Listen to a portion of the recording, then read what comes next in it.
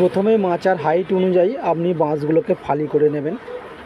তারপরে আপনি দেখুন বাঁশগুলোকে কত সহজে ফাটানো যায়। দেখতে পাচ্ছেন বাঁশটাকে ফাটানোর জন্য রেডি হয়েছে। দেখুন বাঁ হাতে যে আমাদের এখানে কাঠারি বলা হয়, যে যন্ত্র, বাঁশ ফাটানোর যন্ত্র, দেখুন একবার ডান দিক একবার বাম দিক ঠোকা হচ্ছে। আস্তে আস্তে দেখুন বাঁশের যে মাঝখানটা অনেকটা কিন্তু ফাঁকা হয়ে যাচ্ছে। যত কাঠারিটা নিচের দিকে নামছে দেখুন মাঝখানটা অনেকটাই ফাটানো হয়ে গেছে। এবার কি করছে দেখুন, ওই বাঁশের ফাটানোর মাঝখানে কিন্তু একটা কাঠের টুকরো কিন্তু উনি দিয়ে দিয়েছেন।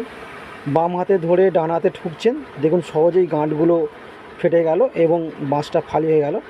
এবং অর্ধেক যে বাঁশটা আছে সেই অর্ধেক বাঁশের ফালিটা বাম হাতে কাঠিটা ধরে সহজেই কীভাবে বাঁশটা ফাটিয়ে ফেললেন।